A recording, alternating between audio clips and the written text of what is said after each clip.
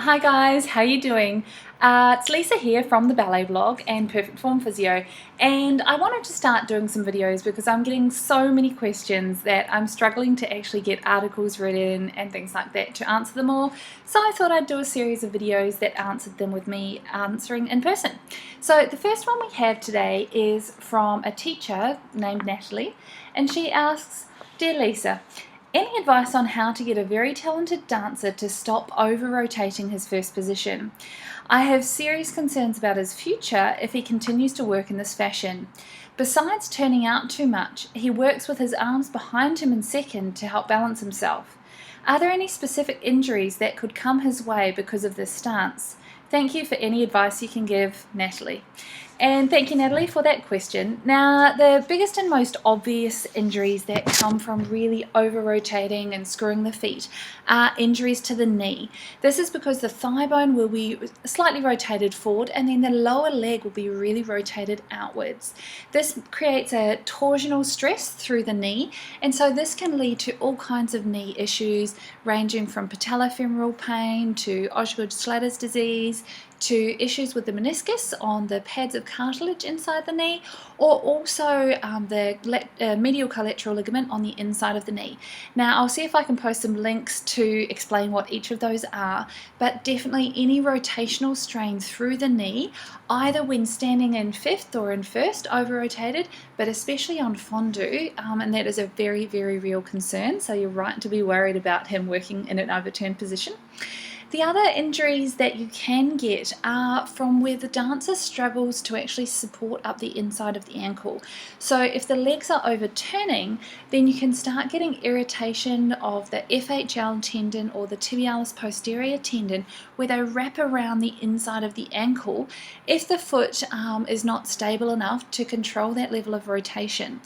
This can result in a lot of inflammation and irritation around the back of the ankle, so especially if when pointing he's getting any jamming in the back of the ankle, this may be what is causing that. The other issue that a lot of people get from overturning is actually developing bunions, because as the foot is overpressed, it tends to roll in and pressure is there on the inside of the big toe.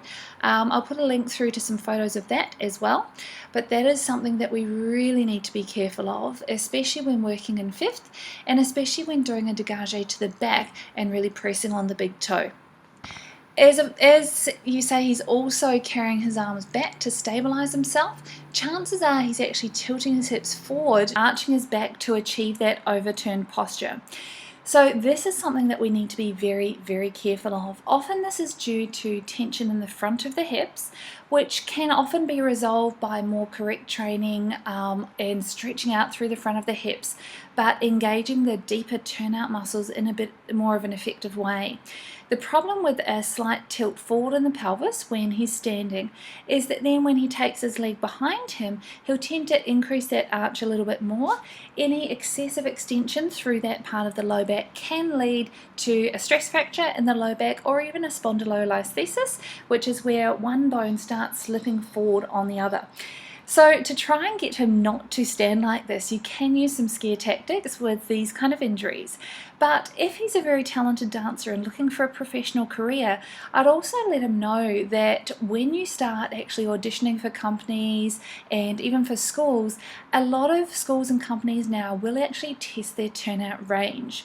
So it's not just about what they can demonstrate in class, they will actually test them in a position where they can't cheat.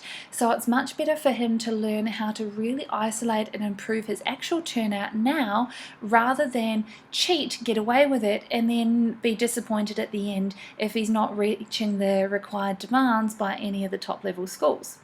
The way I try and teach students to get past this is by doing a lot of mobility work first. Often they push for the strength and things like that, or push stretches out in second. You really need to focus on turnout of the legs in that position where they are standing in first or fifth, and so it's often through the front of the hips.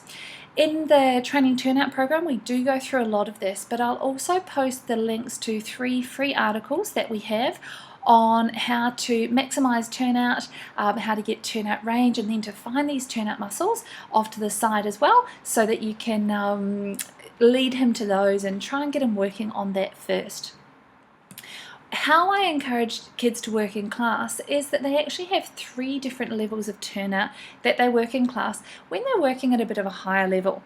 Now, we know that we shouldn't really overturn, but sometimes we need to be able to fake it. For performances, auditions, exams, things like that, we do need to be able to push it a little bit.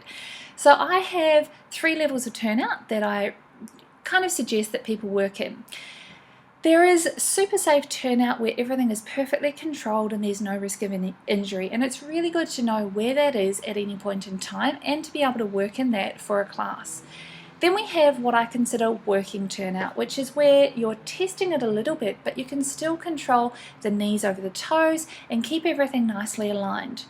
Then we have what I consider performance or audition turnout, which is where you start to push it a little bit. Not too much, but a little bit. And about once a week, it's quite good to bring your higher level students to challenge them a little bit so that they just don't rest in the super safe turnout all the time, because we do need to push it a little bit to improve it, but not enough to cause any injury. So you can play with those 3 grades as you work through the week, perhaps assigning certain days or certain classes that he wants to work on, pushing it a little bit more, but then bringing him back to work in a safe position for all the syllabus work and really grounding work. There are some other things that you can try, is actually getting him to do a floor bar where you have the feet against the wall and then turning the feet out, and this can really surprise the kids as to how little turnout they're actually using. You can also try things like using rotator discs, which are 2 discs of plyboard with some ball bearings in between so that they rotate on top of each other. They are fantastic for actually working on achieving true turnout while doing some of your basic bar work and centre work. Doing adage on them is quite interesting.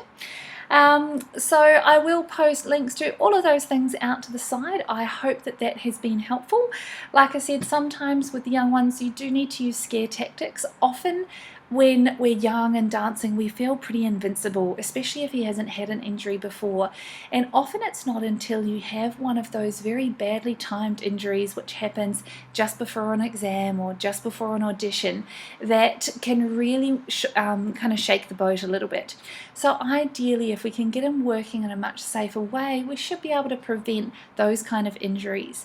If you can scare him with a few of those injuries that I've described, knee issues can be very hard to recover from, so it's much better to prevent those, and of course any injury falls into that. So I do hope this has answered your question. Let me know if you have any more, and I'll see you soon.